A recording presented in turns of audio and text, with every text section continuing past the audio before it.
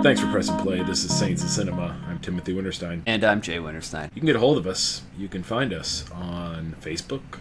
I don't know if anybody even on Facebook anymore. I don't know.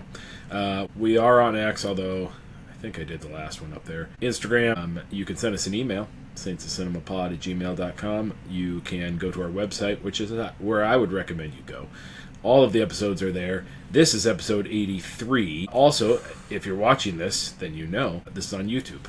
And so, if you're bored someday at work, put in the headphones and think about some movies. Episode 83, Jay. It's been a little while since I don't remember when that was that we actually recorded the animated one, 82. But we both... It feels like it's been 28 years later. You see what I did there? Did you like that? That was I didn't even plan it. The smoothest segue that I've ever seen into the movie that we're going to talk about, which is out in theaters 28 years later. Just skip right over the months. We'll go 28 days, 28 weeks, 28 years. It is interesting. I did rewatch. I rewatched the first one. I hadn't seen the second one, and I should have rewatched the third one. Time. I did. I like both of the first two, just as the storyline. I want to say let me just say this first of all. Jay, let me say this. Don't stop me. I'm just going to say it. I thought it was just kind of a unique. At first, that tone was confusing me. We're in a zombie movie, but it's sort of this up-tempo sort of British. It's almost a graphic novel type, but the music is of a particular type that you might not. It's not sort of like slow, dramatic, orchestral music. It's kind of rock and roll of a certain type. So I was a little confused, and the way the camera is, it's constantly like hiding. It's constantly behind things. And so that there's this kind of sense of the viewer watching from kind of outside of the main part of the scene. So at first I was like I was thrown a little by the tone, but as it went on I was just like that. I just haven't seen that much. It feels unique. It feels like it's its own thing, and whether people like that or not about it, I like it when filmmakers just do what they can do, and they make their own choices for how they're going to make it look and sound and the story, and do you like it or don't? The entire look of it, the aesthetic of it, it was a bit of a throwback to kind of the first one, which the first one I think was the first film they shot entirely on digital. They shot it on I think it was an XL1 Canon, which, I mean, the way that digital has come, they've come a long way, and digital looks a whole lot better now. But it's sort of, the first one has a very gritty look to it, and I think this one, the look of it isn't continuous throughout. Some parts look a little gritty, and some of them are super clean, super nice. And then some of them, like I said, it's just a little more gritty. I think that goes to the point of view of where the camera is, what we're looking at, and what we're supposed to be seeing. So it is... Yeah, it definitely adds to the whole aesthetic of the film, and gives it a unique look and flavor and tone to the film, which, it's always nice to see directors want to do something different. Having said that, I think this is the best of the three films. It's the storyline I think is the best. The first one it's a nice little zombie film, and I think the second one kind of comes out as more of like a fairly typical sequel. It's like something that you would see like a Jurassic Park sequel, Okay, all the dinosaurs are gone. Now we're going to go in there and, I think everything's good. Yeah. But just in case, we'll definitely be prepared, narrator. They weren't prepared. So that's kind of how the second one is. The dinosaurs They're like, were not gone. Yeah, that's what the second one felt like to me. It felt like a fairly straightforward, all right, the infection's gone, we let it die off, now we're going to slowly start bringing people in, but we're going to be extra careful, We're going to have extra guns, extra security, just to make sure that nothing goes wrong. And unsurprisingly, Things go something wrong. slips by. Full-on outbreak. So I was pleasantly surprised to see brand new characters and essentially a new storyline. I mean, sure, you still have the rage virus, people turn into zombies, but that's really kind of the only thing that carries over from the first two. The storyline, I think the characters are a lot more interesting. There's a lot more backstory. There's a lot more motivations expressed for each of these characters. There's a lot more reasoning behind each of them and what they're doing, and I think it creates more of a whole character for each of them, as well as, creating a better film. So yeah, best of the three so far. And I know they're already shooting the third one, fourth one, excuse me, that's coming out. So this one, I mean, if you watch it, it's clearly set up for the next one. The one guy that he shoots at one point, that's Cillian Murphy, right? Or it just looks like him to make us feel like it. It kind of does, and I think when the trailer came out, and then there was that clip of that guy, and there was some stuff going around like, oh shoot, Cillian Murphy's back. So it definitely does feel like a little Easter egg, like, hey, Jim from the first one, because he is very unique. Aside from, because they've got these obese, infected, or zombies, or however you want to refer to them. So you have the obese ones, and then you have the ones that are like the fit ones that are running around, and obviously you actually have like the alpha three kinds, right? Yeah, because now these alphas, they've sort of evolved. The zombie, they don't really explain or talk about how they sort of got there, but somehow they're a little bit smarter, a little bit bigger, a little bit faster. They they seem to be in charge of others. Like that one scene, basically they're the pack leaders. He kind of roars and then they go. But just some really kind of fascinating. I thought the first time they're running over the causeway was really spectacular in terms of its, just sort of surreal, dreamlike.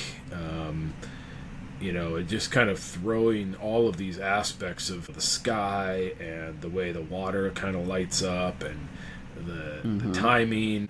I mean, normally that's not something I would really, that sort of way of doing it, I would be like, that's kind of gimmicky, but I don't know, for me it worked in that moment. I agree. I think especially seeing like their splashes, and then you kind of, they're running away from this alpha and they have a clear destination. Safety is implied if they can reach the end, and you have this guy closing in, and they would do the above shots and you can see him closing in, and definitely built the suspense through there. So overall, I don't know, one of the better zombie franchises, I think. I don't know how many there are. How many zombie franchises are there? Train to Busan 2 was horrible. I loved Train to Busan. It's dumb. Okay. Train to Busan is great. I love it. I love the theme, which we might get into a similar theme with this film. That's called foreshadowing, Jay. So, I guess there's the Dawn of the Dead. Sure. Okay. That's probably the classic. Night of the Living Dead, Dawn of the Dead, right? Night of the Living Dead. The George Dead. Romero stuff. The Dead. Yeah, I'm gonna say it. Zombies, so hot right now. I've seen at least 3 to 4 submissions to the film festival. Really? Zombies. And then I'm always also, interested into what's going on at what kind of shows up a bunch of, what do you see a bunch of? Zombies.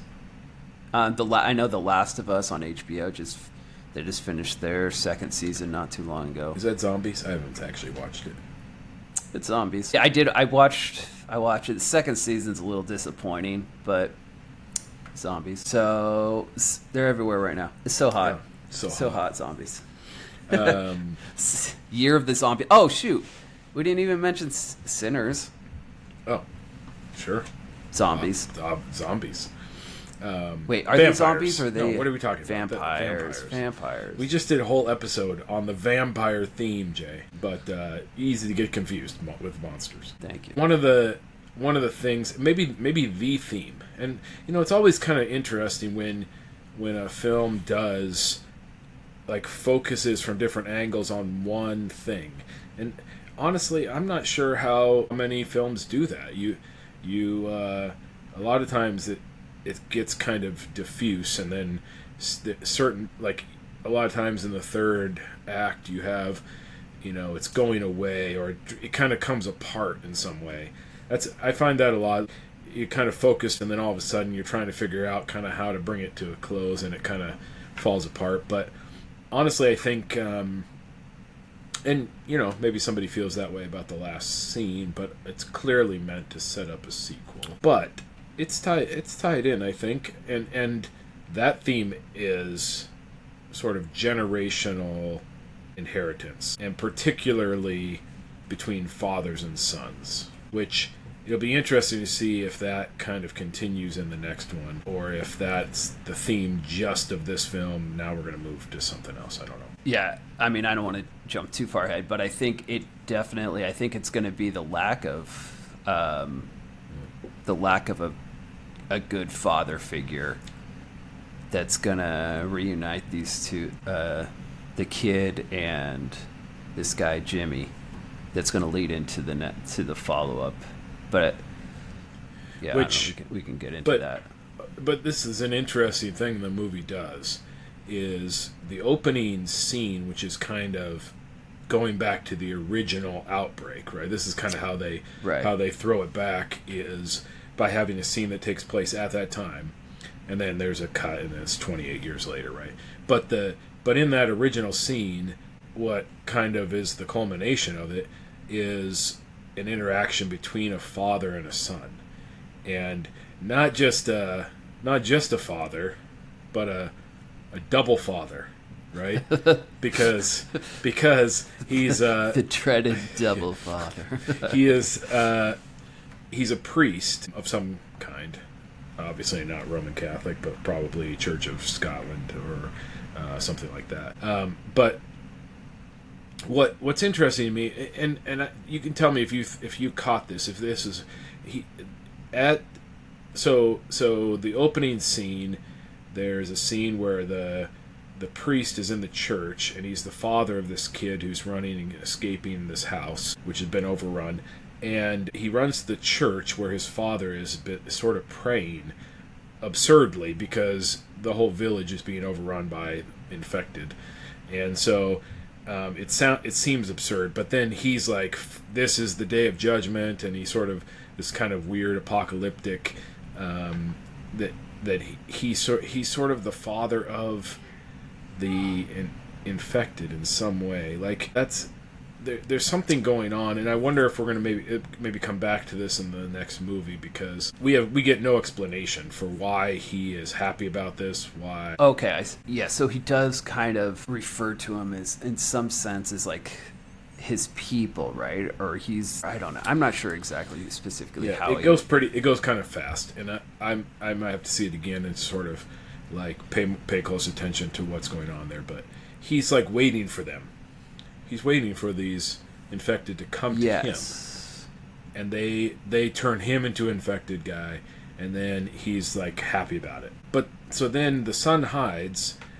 Did I hear it correctly? When the father passes by, the son says something like, "Thank you for saving me." Did I hear that? No. I think it's what. No, he says, "Father, why have you first?" He says, "Father, why have you forsaken me?" Oh, okay. Which is obviously... Which changes a little bit different. Which makes sense in the context of the movie. But I at the beginning, I couldn't quite hear, and there were some dumb people behind me talking. So that obviously changes it. But there's an interaction between a father and son then. And when it cuts to 28 years later... we are, I think, meant to, because we both had this experience, right, where we thought that Jamie, is that the father? The father, Jamie, correct. That he 28 years later, yes, the father. Yes. And I was like... We're presented with this father figure whose name is Jamie. So he would probably be about, what, 36, 37, something like that. And he seems to match up. Like, the years, that seems about how old he is, right? Yeah. So and I'm I think thinking, that's what films have taught us, and I can't think of any offhand, but I think, when they do that, when you're left with a child whose father has just been destroyed, cut to 28 years later, and our first shot is of someone who appears 28 years older than you automatically someone think. We're supposed to make. And plus, I went through nearly the whole film thinking it was, plus their names are similar. Jimmy and Jamie, and plus they have the accent, so, I mean, who can really tell what they're saying anyway? Half the time, I confess, I had some trouble. May have to watch it again when it comes out on streaming and use the subtitles to catch everything. Okay, sorry. But before 28 years later, I just kind of want to go back to that church scene, because it kind of alludes to the first film where Jim, also similar to Jimmy, I don't know. So Jim in the first film goes into a church and a priest comes out and he's been infected. So I think it's kind of like connecting this film back to the first one, so with the infected priest. But I think it's interesting because before he's infected, the priest in this film he's embracing it. Yeah. And he's like, this is God's plan, essentially. This is what's supposed to happen. But at the same time, he's telling his kid, hey, run, save yourself, which is kind of at odds with how he's acting. He's saying, yes, this is God's plan. I'm ready for the zombies to take me. I'm ready to die. But at the same time, he's telling his kid, hey, go run. Here's my cross. Have hope, or, however he says it. So it's interesting because it's almost like his words don't match his actions, or that he doesn't truly believe that or something. I don't know. Anyways, that was... Yeah, there is a strange sort of tension there. So, and going back to... Sorry, one more thing. And I know we talked about vocations. I think it was on our last episode, and I think the priest... Animated one? Yeah. The priest's vocation as a father, and I think he's failing in that vocation at this point. He's not doing everything he can. And run and save him. Right. He's not trying to save his son. He's essentially just committing suicide. He's, and he's abandoning. Yes, because his wife, the kid's mother, is back in the house. She's done. So, but why? Right? That's the question. Why is he and there? he's in this church, right? Yes. His house is being destroyed. Which is maybe a comment on religion, that he's sort of away from the actual business of what's really happening in the world. He's sort of off in the church doing some sort of religious stuff, when where he really needs to be is saving his family in the house. Now, there may be a certain kind of religion that, we would say, no, he needs to be doing his vocation of saving his family, not sort of doing... It's not holier to be sitting in the church praying than it is to be saving your family, right?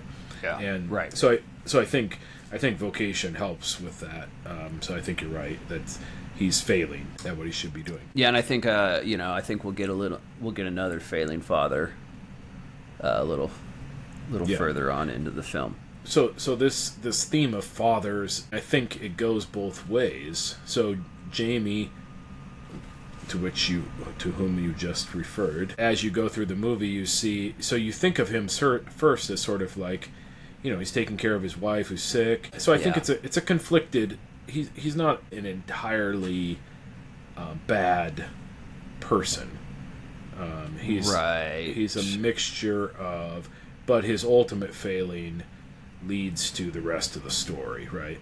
And there's sort of an abrupt, to me, it felt abrupt looking back, maybe not in the moment, but it felt a little abrupt. There's a shift because we start off thinking it's going to be kind of the story between a father and a son and their interactions, and then all of a sudden it shifts to a story between a mother and a son.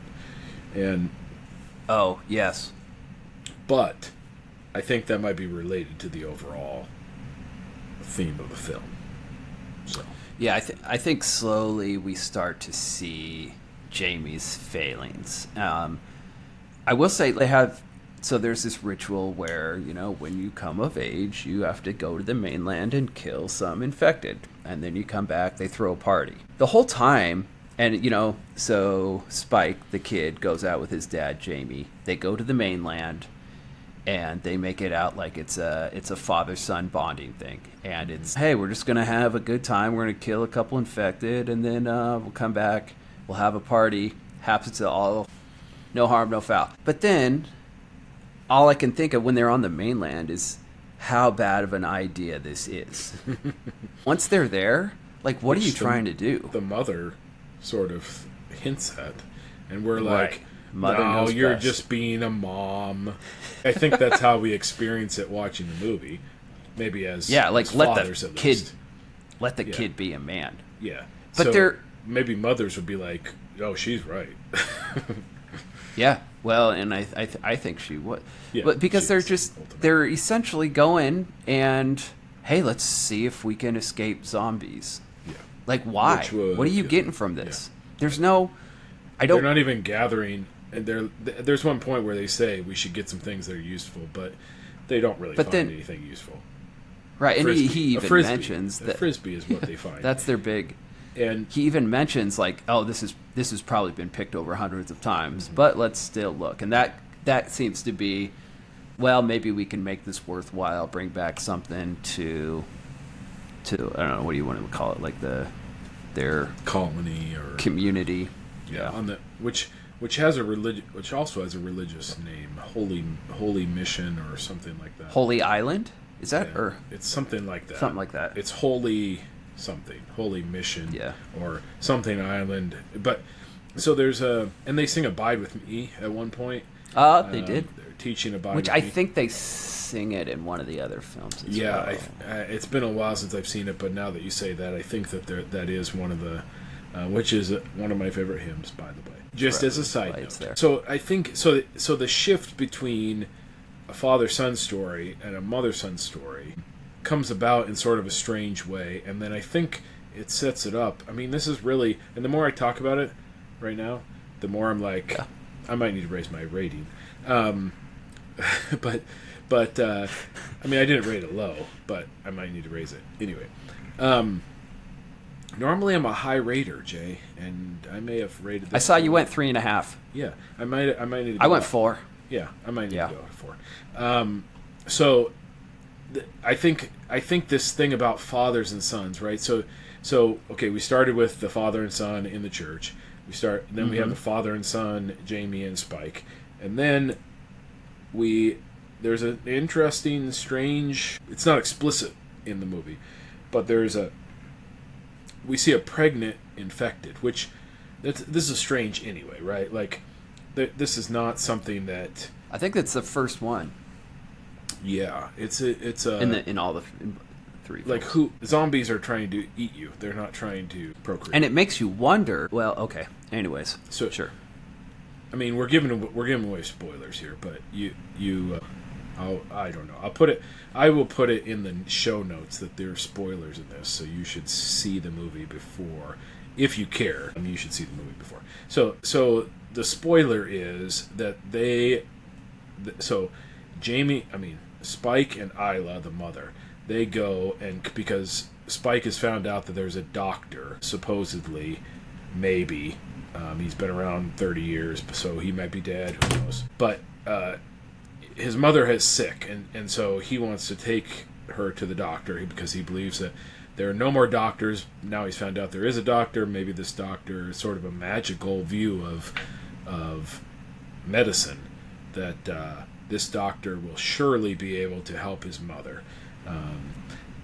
So that I think that comes in later. But as they're going This is sort of a side thing in the movie, but I think it plays into the whole thing. One of the alpha infected, who are these smarter, bigger, faster giants. In fact, the doctor calls him Goliath. I thought it was Samson. Was I wrong? Maybe it was Samson. Maybe I just assumed it was Goliath because he's the giant. I think it's Samson. Dude, isn't that weird how memory works? Like, I'm like, it must be that because of this, but I made a connection in my mind that didn't actually happen. Okay. Yeah. Whatever the name is, has apparently fathered this child and infected, but the baby is not infected. The mother is. Yes. But the baby is not. And so there's almost a reverse of this theme that we've sort of been developing, which is you have kind of these bad fathers, and there's kind of a mixture, right? Because as you find out at the end, the first son, maybe not a good person now. The second son, Spike, is a good person, or at least he has good intentions. Good motivations. He's trying to, and he does take care of people. He does seem to have a good, at least for his own family. And now you have the infected, and you have an uninfected child. There's maybe this reverse, like maybe you have, maybe you have. I don't know if this is in the filmmakers' minds, but maybe you have a bad father, bad son, bad father, good son, bad father, good daughter. That doesn't quite work as the way I thought it was going to work. But you have an uninfected child, and this is a strange thing, right? Like how? If the parents are both infected, but you somehow out of the, miraculous nature of, well, what does the doctor say? It's because of the placenta. Yeah. Well, so this is, and I think they're either in a point where he says, well, he's thinking about it and says, yeah, I thought this could have happened, or I thought this might have been a possibility. Wondered about it. Yeah. Right. So it's because of the placenta, which it's because of the mother, which strangely, okay, this is a total side Let's go. quest. I was reading this book for a class, and he has this whole digression about the blood of childbirth, which if you have a healthy childbirth, there shouldn't be too much blood, right? Like that's okay. If there's a lot of blood, something's wrong. Okay, fair enough. So there is blood running through the placenta, and it both takes out bad stuff and puts in good stuff. So I think there's a kind of an interesting, I would say kind of a Christian theme there about the blood of the placenta that actually plays into Christian theology. But at any rate, that's my side note for the night. But yes, so he says because of the placenta, and so then we're turned back to the mother-son or mother-daughter or mother-child relationship that sort of kind of takes up the second part of the movie. I don't know. What do you think about that? That's good. I guess I don't have anything to add. I think that is one of the big parts about the film, and one of the things that I don't think we fully realize until the end of the film is the effect that first initial scene with the child at the church, the impact of that. Because really, the upcoming film is kind of predicated on this incident of the child at the church, and I think it really all stems from that, and the kid seeing his priestly father, priest and father, giving himself up, and he kind of, because he's doing it essentially in the name of religion. He's saying this is God's plan. Yeah. There's a religious reason. There's this apocalyptic revelation type stuff going on, and there's one point at which you see some graffiti on a wall, and it has I don't remember. Revelation 1:7. It says, "Behold, he is coming." I be I'm in the theater like on my, no I'm not. I didn't. I had to look it up afterwards actually. But it's That's a difficult thing to not do, is to try and watch the movie and not think about it. Because stuff happens and like something goes off in your head, you're like, I need to remember that, Yes. and then I don't. Yeah, well, okay. because well, similar to when the guy is hanging, there's Yes. an infected guy hanging, and they come across him, and he's got like a Yes. name scrawled But on you, him. you don't and see I the was whole like, name. Yeah. And I was like, Timmy? Who's Yeah. Timmy? I'm like, don't insult And then- my name that way. I was like, who's this Timmy? What does he have to do with anything? Oh, okay, I forgot. Move on. Jimmy. But anyways, Jimmy. It was Jimmy. But sorry, to your original point there, Spike and his father, Jamie, they're walking across, and on the side of a building or barn, it says, "Behold, he is coming with the clouds." And this is from Revelation 1:7. It's referring to the second coming of Christ, but which really we don't really see until it comes into full effect, the full circle at the end is when we see this Jimmy character, and we kind of put two and two together and see that this Jimmy, whose name was scrawled on this guy's back, is the same Jimmy who, behold, he is coming with the clouds, is the same Jimmy who was the kid in the church who saw his father give himself up in the name of religion. So I think, so it really comes down to that initial scene creates who Jimmy is now. He sees, and I think it gives him this negative perception of religion is really what happens. So Jimmy he is sees what happened, and he's like, on the side of that Revelation passage. And so there's sort of, I think you said at one point, maybe before we started recording, sort of an antichrist figure, because it's sort of in reverse, and he's wearing his father's cross that he gave him, but it's upside down, which is it's always a little that's actually a Christian symbol.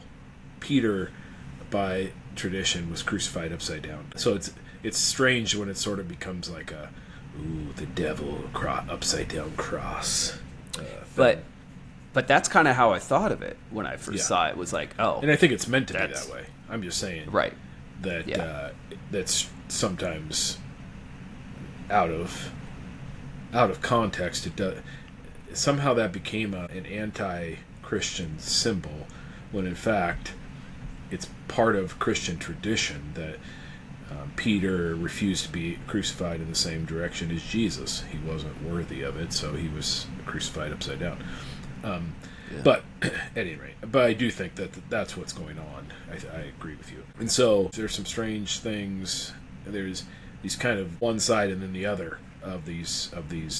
And I think the other one, maybe this is more of a side note as well, but death. And you can't sort of talk about zombies without talking about dead, right? The Walking Dead. I mean, we like, that's the name of the thing, and so it's called The Walking Dead. Yeah, why would it be called that? But they're walking, but they're dead. How can you walk if you're dead? Which, as a side note, in Ephesians chapter 2, it talks about how you were walking around dead in your trespasses and sins.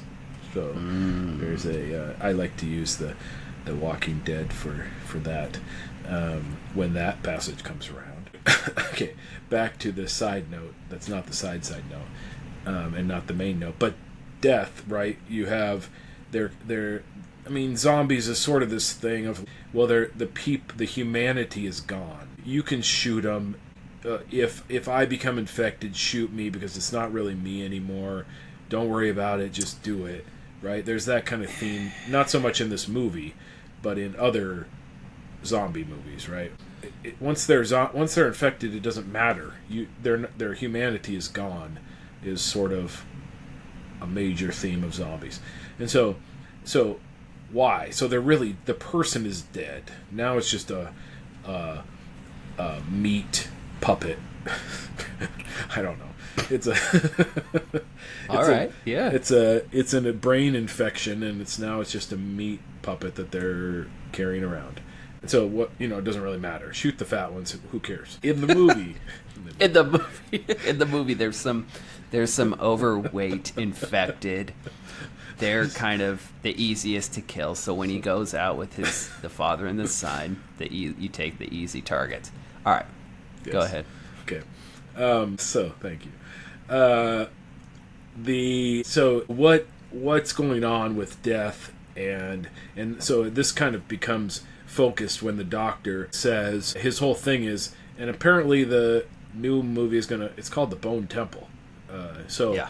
It's going to revolve around at least the theme of this, or the picture of it, or the image of it, the idea of it, that he has all of these, he's collected all these people who have been killed, whether infected or not. He's collected their skulls, and he's collected their bones, and he's made these things. And they say to him, what is that? And this is probably the most talky part of the movie. I mean, it slows down a lot, and there's a lot of kind of philosophical type discussion of death here. And so, what is that? Memento mori. Remember that you're going to die. Which I had during COVID, when we had to wear masks to go in stores.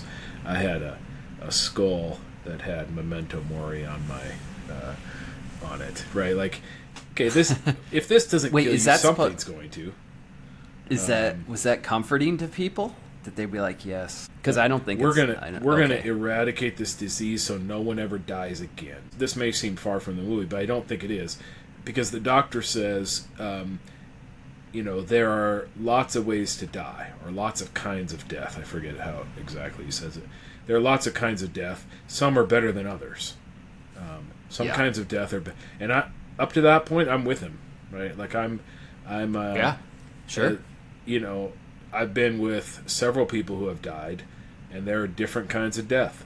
And to die in peace, regardless of pain, regardless of situation, to die in peace, knowing that you are in the hands of the resurrected one, that's a different kind of death from dying without that peace. So, up to that point, I'm with him. But then, what happens in the movie is a kind of euthanasia, because the doctor can't magically. I mean, this is I think the idolatry of medicine in our culture, and it's depicted in the movie because you have the son who thinks that once they find this doctor, everything will be fine. He'll have the medicine. Yeah. He'll be able to cure his mother, whatever it is, and the doctor's like, "Here's what it is. I can't do anything about it." I may say. It might have even been a bit premature on his. It seemed like he's like, well, I can't do a full test. It's probably cancer.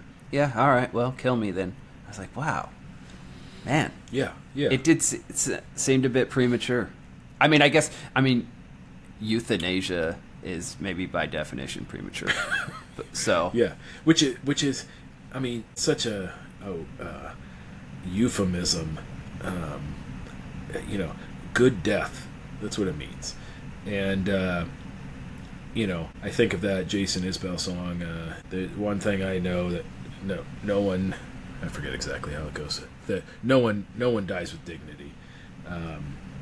That in that sense, this is not a thing that if all you're going to do is you're going to suffer, well, then your quality of life has descended to the quality point, of life. Which, if I never want to hear. I understand why people who believe that this life is all you have might use that, but I don't understand why Christians would use that phrase. I know what it means. I know what you're saying, but we judge things differently, and I think there are different ways to die, and I think that scene was sort of depressing to me. I think it's meant to be an inspiring scene, but it's not to me. Yeah, no, it is. I think Kelson, the doctor, is meant to be shown as this character who's this humanist character. He's the one that cares about all these people.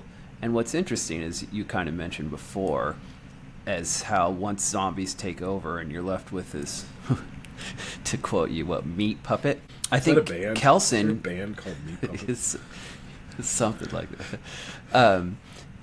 Kelson is kind of, I know he almost takes this alternative stance where he's focused more on the life. When he says, he's like, all these skulls set, because he has skulls that were of the infected and also those who weren't infected. And he said, these are all people. These are eyes that have seen whatever. These are throats that spoke, and these were all people who had thoughts. These were all people at one time who lived lives, whether they were infected or not. So he kind of takes this alternative stance as not that infected, non-infected. Basically, they're all one now. And all their skulls look looking the at same. these skulls. Yeah, looking at these skulls, you can't tell if they were infected or not. And so he's kind of brought in as this character where he's supposed to focus on the life. Let's look at the beautiful life that these people had, and not where Let's have a everyone else celebration kind of of looks life. at. That's kind of how it is. Whereas everyone else is like, once they're infected, they're gone. They're not human. That's a good point. Yeah. They're not. Yeah, they're completely separate from what we are. They're not worthy of anything. Yeah. No. So there's a mixture sort of things. I mean, the fact that we're sort of like distinguishing and I mean, I'm gonna raise my rating, Jay. It's progressively going up as the podcast goes on. We might be at 4.5 by now. But might be the greatest of all time by the time this is over. Number one film on my 100 top 100. Probably update that anyway.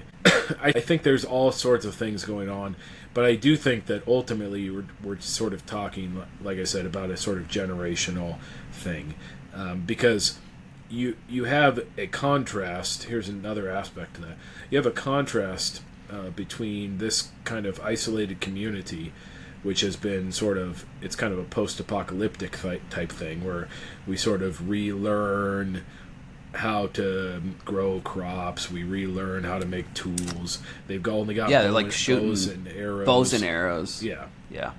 And And then you have at one point kind of an intrusion, unintentionally on the part of these sort of special forces type guys who are their quarantine patrols, and at least the one guy's from Sweden, right? Sweden, I think that's what he says. And then he's talking about how they are have roads and basically Ubers, and then he's talking about he's got delivery a cell phone. guys, Amazon.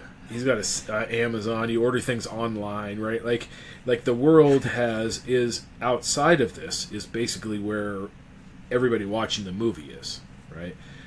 We're all in and then that they're world. part of this like lost tribe of Africa, basically. Ooh, what's online? So you have kind of an interesting contrast in terms of what's handed down. So there's kind of this progress in the rest of the world, but in this small area, it's what's handed down from generation to generation. Well, I remember back when I was on the mainland, and this doctor, here are these stories that they tell him the stories of the way it was, right? It's kind of a reversal of the way that we do things. We don't care about, generally speaking, we don't care about what happened before in our culture. We're always looking at the future, not the past. We're looking to progress, not regress, right? And so I think there's a contrast there in terms of what's handed down versus what is just taken and used for the future. I think it's interesting. And I think it's kind of prevalent in a lot of these zombie films, is this idea of starting over, like starting from scratch, where you have this, essentially lawless society. Like there's no police force. This happened. You're surviving, right? But then you kind of revert back to, okay, what do we have in civilized societies? And that's kind of how they start this community. I'm assuming they said, all right, so we have, I think he mentions we used to have foragers, or now we need to start growing crops. Now we need, as things come along, I think they would be like, okay, now we need this. We need someone. We need a watchman. We need to watch out for any infected coming. And then, well, this came up. Okay, well, now we need schools. Now we need this. And trying to build this life from scratch. And what's the most important thing? Let's start with that.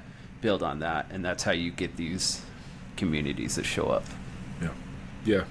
So, we're both thinking that maybe there's going to be a reversal of that theme in the next movie where the inheritance is going to be a bad one.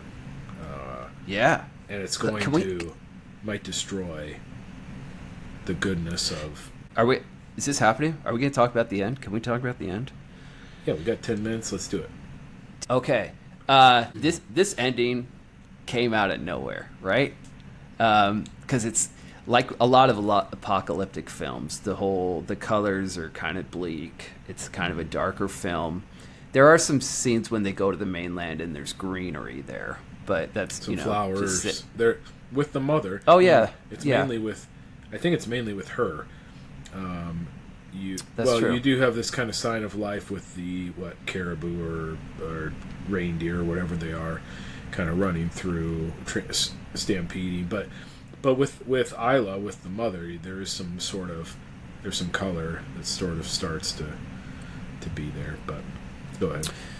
So then at the end, the boy Spike has kind of decided that he's gonna go live on his own. He's going to try and survive on his own. He's kind of given up. He realizes his father wasn't who he thought he was, and so he's kind of almost like abandoned his father. And he's like, I'm going to try and make it on my own. I've learned enough skills. I can do it. And so then he comes across this gang of, I think they're called the Jimmies, is actually what they're called in the credits. So there's, I don't know, 5 or 6 guys in these bright tracksuits. Girls and like too, gold. I think they're... Oh yeah, maybe? Well, okay, it's almost, I have thought for just a brief minute that it seemed like all of those kids who were sitting watching the Teletubbies, but I think most of them... maybe the colors represent... Their blonde hair. Oh, maybe that, but almost all those kids have blonde hair. So I thought maybe they had sort of escaped as well, but they didn't seem to. So I don't know. I don't think anyone escaped from that beginning scene. I'm not even sure how Jimmy got out of there, because he was the chosen one. He was trapped, but anyway, yeah. Sorry. Okay, so he was trapped, and then he was colors. Yeah. So Jimmy's. So this extravagant, bright colored tracksuits they kind of come out of nowhere.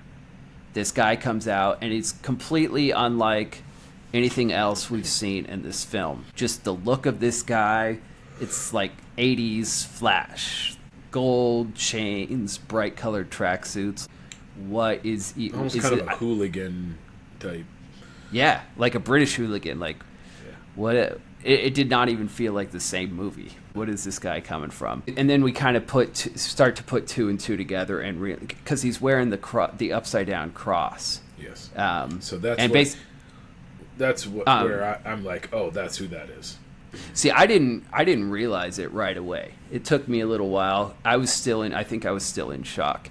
It did definitely give off Clockwork Orange vibes of these guys just coming around, like causing some chaos. And they're not scared. They're right. There's no repercussions for these guys. They just come out, they beat up the infected, and they essentially save Jimmy. And save Spike. Save Spike. Thank you. Sorry. Jimmy saves Spike, and then he kind of says, the closing line in the film is, we should be friends. I think we should be friends. And supposedly I wasn't actually familiar with this Jimmy Savile guy, but apparently this Jimmy is based on this guy who's a British TV personality who was accused of some pedophilia after he died. And apparently that's who this Jimmy character was based off of. So I think it kind of... And once you know he was that, accused after he died. or The I don't know. accusations Okay, I went don't back even to know be- if it, No, I mean the accusations went back to before he died. But yes. Okay, sorry. All right, thanks for cleared that one up. just making sure that we're on the same page about Same what page there. what the horrible thing is. But I think it starts to make sense, and you start to see, and it kind of feels like having that in the back of my head. You kind of see like he's kind of grooming this Spike kid. He's like, "Hey, little kid, I've just saved you. Come on, join my crew." And I think it just, again, back to what I said previously about the whole film is kind of just building up to this point where they leave breadcrumbs along the way to where we see Jimmy again. Because we see him at the beginning, and then we don't see him. You have this initial scene where this kid escapes, and then we don't see him. And then hindsight's 20/20, but you look back and you realize, oh, the name on that body, Jimmy, and then coming from the clouds, Jimmy. So, and he's made out to be essentially this Antichrist figure. And I think it really comes back full circle from it's because of what he saw in the church and how his father did what he did in the name of religion. And it really created who he was, like what you said, this generational thing is, turns into this. The son becomes what he is because of this father. Really, kind of a striking thing in the way that the arc of the story goes, because, like we said at the beginning, you're set up to think that it's one person, and you sort of wonder, okay, well then, what did that really? Is it just that he survived, right? Because that's sort of how the beginning goes. Is it just that he survived and now he is on this island and now he has a child? That's where we start. Well, okay, sorry. Now that I think about it, that's the second film. That's how that one happens, right? It's been so long. I don't remember. Okay, but I do. I think it is. It's coming back. So in the second film, he's actually he's a grown man, but he survives this infected attack. And basically, he kind of leaves his wife, who he kind of thinks is, she's gone anyways. The infected got her. She's going to be infected. And so he kind of runs and essentially saves himself. Cut 28 weeks later. So he's not like a full other person. It's not like child to man, but it still cuts and then it cuts and he's still the person. So I think it's kind of like set up for us to filmically where we see a kid, because there's no way they would just have this kid escape and survive and then okay, let's move on to another story. Like that's not. So not we how think films work. So we think that the first part is connected to the beginning of 28 years later, but it's really a big or huge circle that you really have to go through the entire thing to get to that point to what's going on here. And that, so in some ways this story is all in service of the next movie. It kind of is the way that the arc of the story goes. This is all in service to the next movie, so it'll be interesting to see how that gets handled. And I think we might see some more anti-religious things going on even more explicitly in the last movie here. I don't know if it's the last, in the next movie. I think I heard rumors there's two more. At least. So, I don't. It kind of does feel like there is I think they are going to kind of go back and pick up. Cillian Murphy was an executive producer on this one.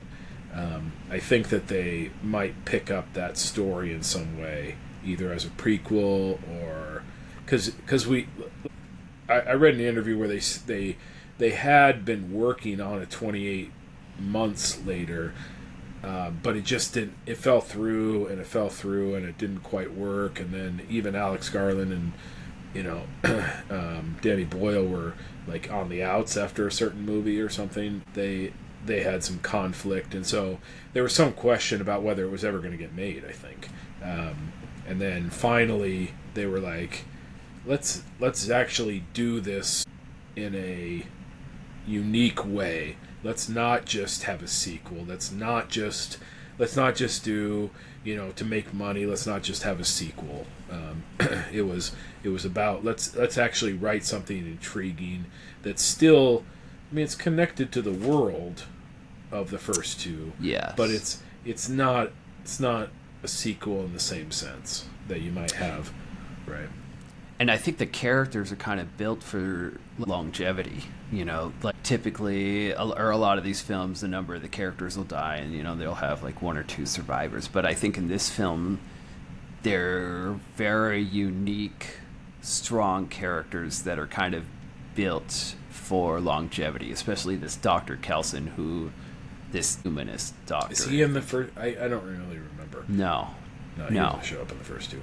No, but he's kind of, he's a huge character throughout the film, and I think he's a major part of this one, and one of the main focal points of this film, and the reason why the film is what it is. And so I would be surprised if they didn't bring him in as some part in the next film. There may be a sort of, I could imagine sort of an adoptive father who steps in and sort of saves Spike again in some way. And also this baby that was born to the infected, I think we could see something happen there. Yeah, renamed after the mother. Isla. Yeah. So, anyway, overall, this might be on my list for 2025, Jay. Go to our website, saintscinema.com. Send us an email, and thanks for listening. Thanks.